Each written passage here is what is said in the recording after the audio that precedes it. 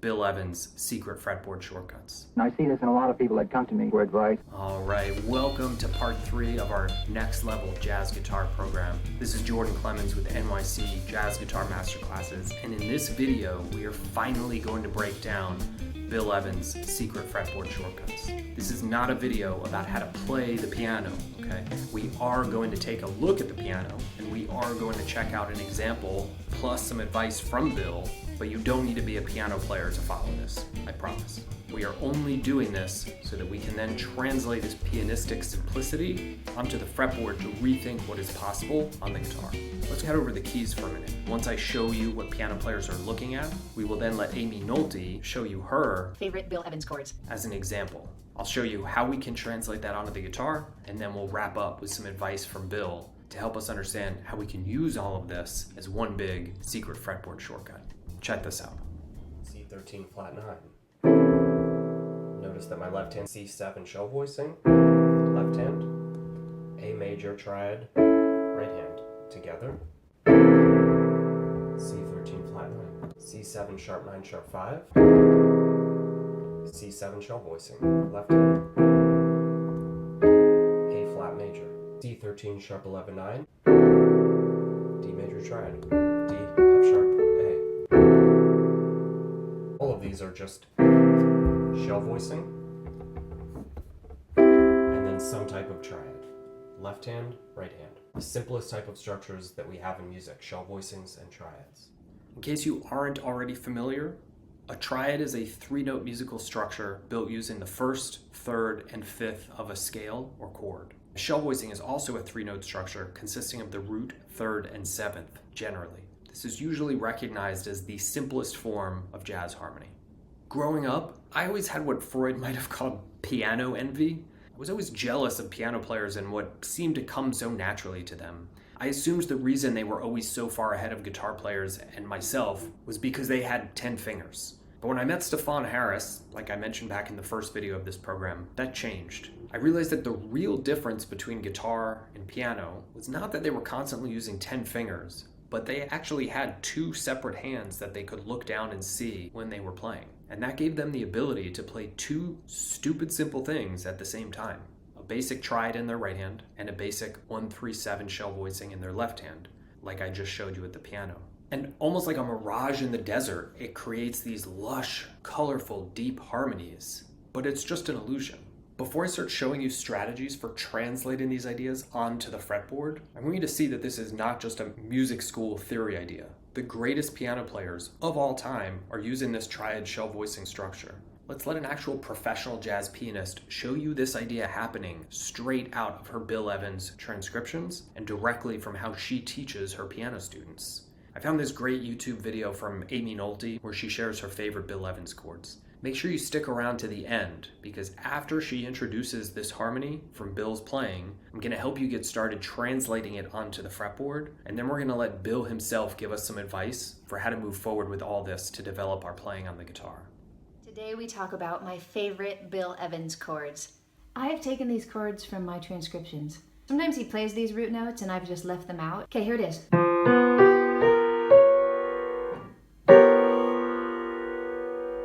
If I was just seeing this, I might guess that C was the root note.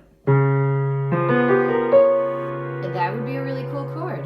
Okay, notice that if this were a C7 chord, like Aimee just mentioned, she would be playing C, E, B flat in her left hand. C, E, B flat is a C7 shell voicing, 1-3 flat 7, and then the triad in the right hand. But, as she points out, Bill wasn't using this as a C7. That's not what it is. Let me show you. What if I told you it's a G minor chord? Cool, right? Okay, so if Bill was using this as a G minor chord like Aimee said, and if he was playing the root note, as she claimed he sometimes did, and she removed them for the transcriptions and the lesson, that gives us G, E, B flat in the left hand. That's a G minor 6 shell voicing, 1, minor 3, natural 6. And then the F sharp diminished triad in the right hand. Triad, shell voicing. Now tell me, would you ever, in a million years, have guessed that this harmony was just a simple shell voicing and a simple triad? What sets Bill Evans and Aimee and all the other piano players apart from guitar players is not that they're constantly using all 10 of their fingers. If you look at piano transcriptions, you almost never see them playing 10 notes at the same time. What gives them an advantage over us is that they have two hands. Look at any piano transcription or watch them play, and they are almost 100% of the time using both hands together. This gives them the ability to create these sonic illusions, creating complexity out of combining two simple things. So how in the world are we going to apply this to the fretboard where we only have 4 fingers? Well, we still need to check out Bill's advice, and then we have the whole rest of the course to talk through implementing it onto the fretboard. But to give you a taste and help you get started, check out this example. Grab the PDF to play along with me.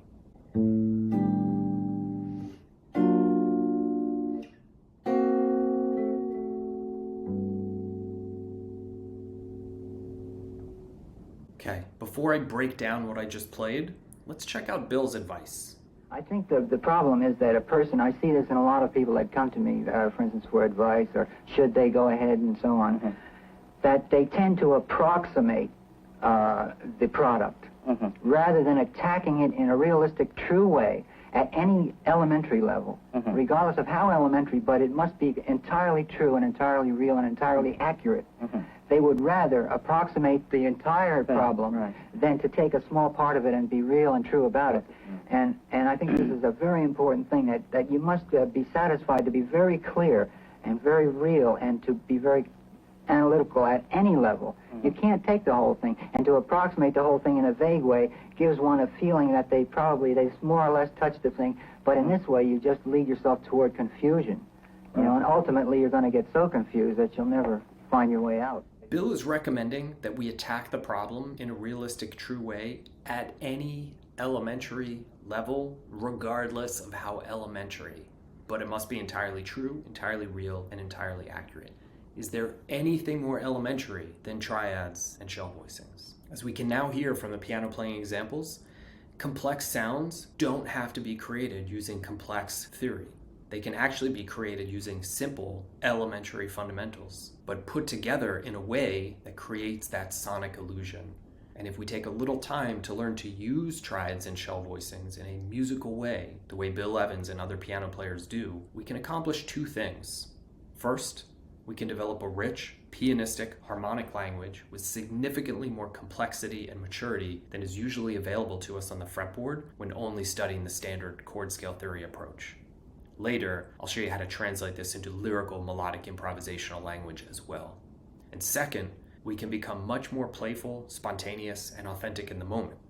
Normally, these 2 accomplishments take decades of work, as each is ultimately a lifelong pursuit. However, when we look at how piano players view their instrument, see the simplicity of the structures they're using to create these sonic illusions, and follow Bill's advice of learning to use those most elementary things, triads and shell voicings make it possible to accomplish both of these tasks at the same time significantly faster, because they allow us to put aside the 10,000 things we think we need to learn to improve and stay 100% focused on 2 simple elementary level structures, triads and shell voicings, and how to use them musically. The simplicity of them creates a faster timeline for us to master them and become playful and authentic with them.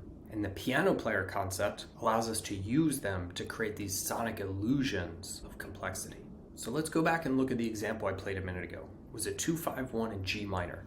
The first chord, A half diminished, is a G major triad over an A minor 7 flat 5 shell voicing. G major over 5-6-5. This is root flat 5 flat 7. It's a slight variation of the shell voicing. Normally it's 1-3-7. I change it to 1-5-7. So this is root, flat 5th, flat 7th. And when we play them together,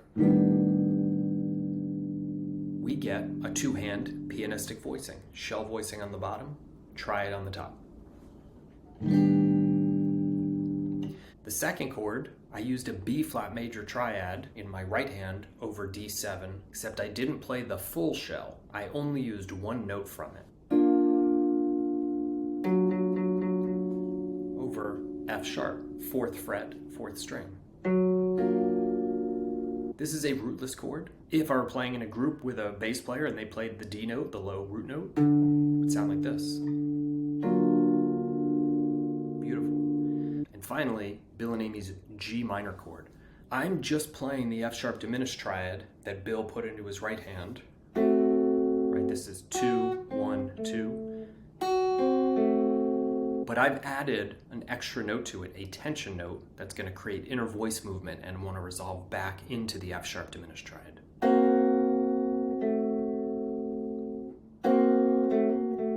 And then at the very end, I threw in that G root note from the left hand.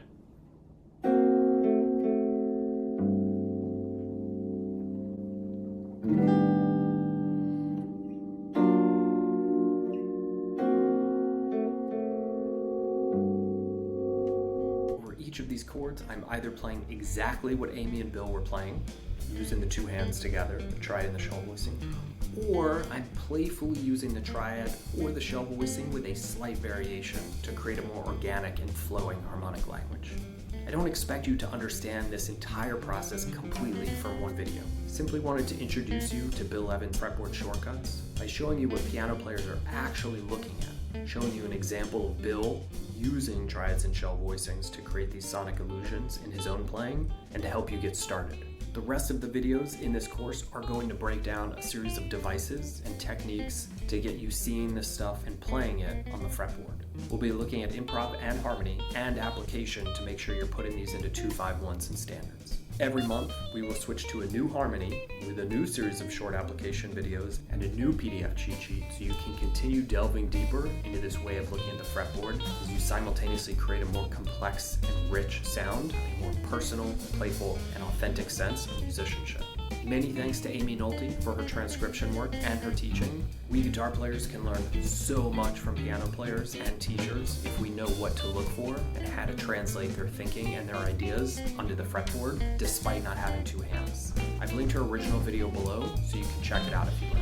If you're watching on YouTube and you want to grab the PDF for the example I played a minute ago, or to access the full Next Level Jazz Guitar course, do me a favor and like the video, leave me a quick comment below to let me know that you found me on YouTube and are headed over to the site, and then follow the link in the description or the pinned comment to get registered for the full free course.